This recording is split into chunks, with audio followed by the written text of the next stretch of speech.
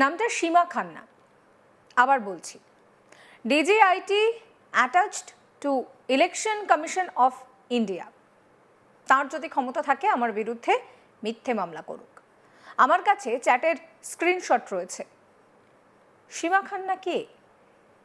কোন software run করে আপনি 1,36,00,000 বাঙালিকে সাসপিসিয়াস লিস্টে ঢোকালেন? কি করে আপনি করতে পারেন? তিনি মেনেই নিচ্ছেন সফটওয়্যারে ভুলের কারণে হয়েছে।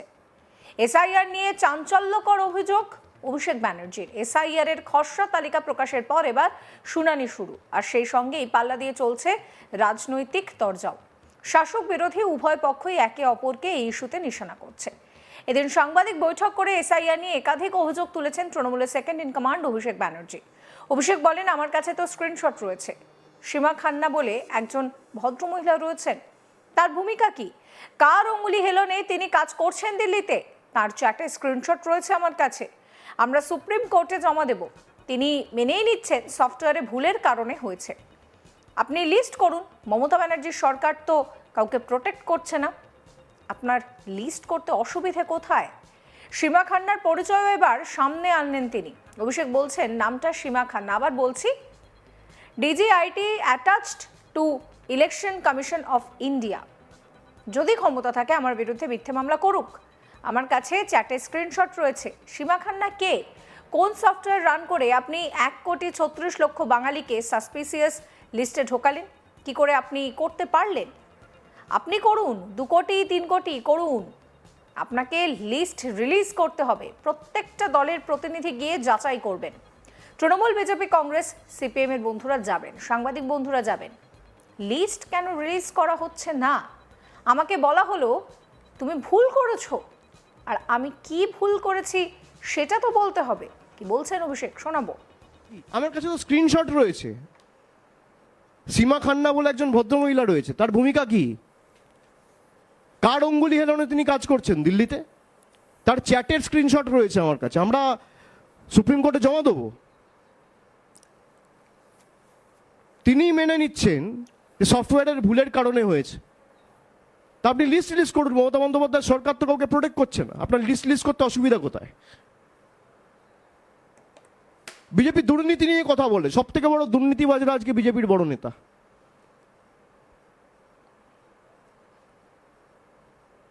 যারা সাম্প্রদায়িকতাকে, সাম্প্রদায়িক সম্প্রীতি নষ্ট করে দাঙ্গা করে ক্ষমতায় এসছে, তারা সাম্প্রদায়িক সম্প্রীতি নিয়ে কথা বলবে। নামটা সীমা খান্না। আবার বলছি, DGIT attach to election commission of India.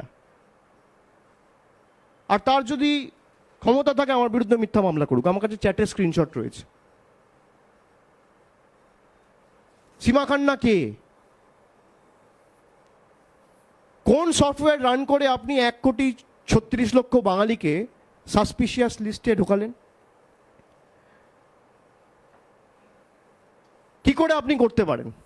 আর আপনি করুন, আপনি 2 কোটি করুন, 3 কোটি করুন, আপনাকে লিস্ট রিলিজ করতে হবে। প্রত্যেকটা পার্টির প্রতিনিধি গিয়ে যাচাই করবে। তৃণমূলের প্রতিনিধি যাবে, বিজেপির প্রতিনিধি যাবে, কংগ্রেসের যাবে, সিপিএম এর যাবে, সাংবাদিক বন্ধুরা যাবে। লিস্ট কেন রিলিজ করা হচ্ছে না? আমাকে বলা হলো তুমি ভুল করেছো, আর আমি কি ভুল করেছি আমাকে বলতে হবে তো।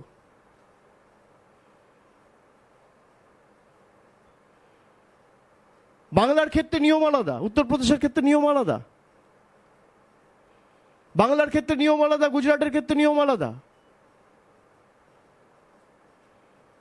বাংলার জন্য টাকা বন্ধ, আর বিহার, গুজরাট, উত্তরপ্রদেশে টাকা ডাইভার্ট করে ব্রিজ হচ্ছে, আর 2 দিন অন্তর অন্তর ডবল ইঞ্জিন সরকারের ব্রিজ ভেঙে পড়ছে। হুমায়ুন কবিরের বাবরি মসজিদ তৈরি হওয়া প্রসঙ্গে অভিষেক আরো বলছেন যে কোথায় তৈরি হচ্ছে? আমি তো শুধু দেখেছি ইট পড়ে আছে। আগে শুরু হোক। কোনো ঘোষণার ভিত্তিতে কিছু বলা যায় না। আপনাকে যদি মন্দির মসজিদের রাজনীতি করতে হয়, তো আপনার আর বিজেপির পার্থক্যটা কোথায়? 2019 সালে এই হুমায়ুন কবির বিজেপির প্রার্থী ছিলেন। বাবরি মসজিদের ঘটনা 1992 সালে হয়েছিল। তখন আপনার কিছু মনে হয়নি? মন্দির মসজিদ বানানোর অধিকার সকলের রয়েছে, তাতে কোনো অসুবিধে নেই। আপনি মন্দির বানান, মসজিদ বানান, গুরুদ্বারা বানান, চার্চ বানান, কিন্তু রাজনীতি ছেড়ে দিয়ে। রাজনীতিক হিসেবে আপনি হাসপাতাল বানান, স্কুল বানান, বিশ্ববিদ্যালয় বানান, মানুষের স্বার্থে কাজ করুন, ধর্ম আপনার ঘরে তৈরি করুন। একজন রাজনৈতিক নেতার মন্দির মসজিদ বানানো এবং তা নিয়ে রাজনীতি করা শোভা পায় না। কি বলছেন অভিষেক আরো শোনাবো। कहाँ बन रहे हैं? मैं तो खाली ईंटा पड़ा हुआ देखा हूँ, अभी तो कुछ शुरू नहीं हुआ है। जब शुरू होगा तब सवाल पूछिएगा।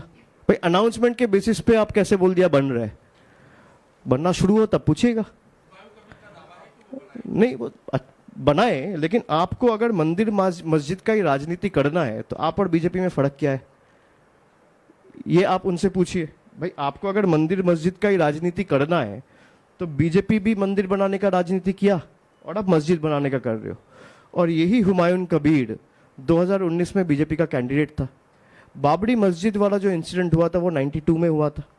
तो 27 साल बाद आपको रियलाइज नहीं हुआ, जब 2019 में जिस पार्टी ने बाबरी मस्जिद तोड़ा था उस पार्टी के कैंडिडेट बनने के लिए आप गए दिल्ली, बीजेपी ज्वाइन किया, तब आपको रियलाइज नहीं हुआ और अब रियलाइज हो रहे हो। और जिसको मंदिर मस्जिद बनाना है, मेरा अर्जी ये है भाई सबको बनाने का हक है, कोई दिक्कत नहीं है। आप मंदिर बनाइए, मस्जिद बनाइए, गुरुद्वारा बनाइए, चर्च बनाइए, राजनीति छोड़ दीजिए। अगर आप पॉलिटिक्स कर रहे हैं, जनता की सेवा आपका एक लक्ष्य होना चाहिए। आप अस्पताल बनाइए, आप स्कूल बनाइए, आप यूनिवर्सिटी बनाइए, आप लोगों का हित में जो हो सकता है बनाइए। धर्म अपना घर पे करिए, और जो बनाना चाहे स्वागत है, कोई दिक्कत नहीं है, लेकिन राजनीति ना करे। एक राजनीतिक नेता को मंदिर मस्जिद बनाना और उसके ऊपर राजनीति करना। এরপর হুমায়ুনের নতুন দল তৈরির প্রসঙ্গে অভিষেক বলছেন সবার অধিকার রয়েছে দল বানানোর, আপনিও পারেন। কেউ যদি পার্টি চালু করতে চায় এতে বিরোধিতার কিছু নেই। কেউ যদি মনে করে আমি নেতা, তাহলে মানুষের সমর্থন নিয়ে তাকে আসতে হবে। আসুক, দেখা যাবে মানুষ কাকে সমর্থন করে, দেখুক। মানুষ এত বোকা নয়। কি বলছেন এই নিয়ে অভিষেক, শোনাবো। सबका हक है, कोई भी अपना पार्टी आप भी शुरू कर सकते हैं कल जाके, वो सबका अधिकार है। कोई अगर पार्टी चालू करना चाहे तो उसमें कोई दो राय के क्या है। भाई किसी को लगता है मैं नेता हूं तो जनता से आपको समर्थन लेके आना पड़ेगा, तो आए, फिर देखा जाएगा। आपको देखना पड़ेगा ना कि जनता किसको समर्थन करते हैं। भाई जनता बेवकूफ नहीं है। हमारे में कुछ नेता है जो समझते हैं भाई जनता को बेवकूफ बनाया जा सकता है। जनता बहुत शातिर है, जनता समझदार है, जनता सब समझता है। वो कहावत है ना, ये पब्लिक है, ये सब जानती है। तो आपको अगर लगता है मैं नेता हूं, मैं तृणमूल को हरा सकता हूं, आपका अधिकार है। पार्टी बनाइए और जीत के आइए, लड़के आइए, जीत के आइए, देखते हैं। सबका अधिकार है। आपके यहाँ पे जितने 50-60 जन है, सबका अधिकार है, एक पार्टी बना लीजिए, कोई दिक्कत नहीं है। এই ভিডিও সম্পর্কে আপনাদের মতামত জানাবেন। সমস্ত খবরের আপডেটের জন্য চ্যানেলটিকে সাবস্ক্রাইব করতে ভুলবেন না।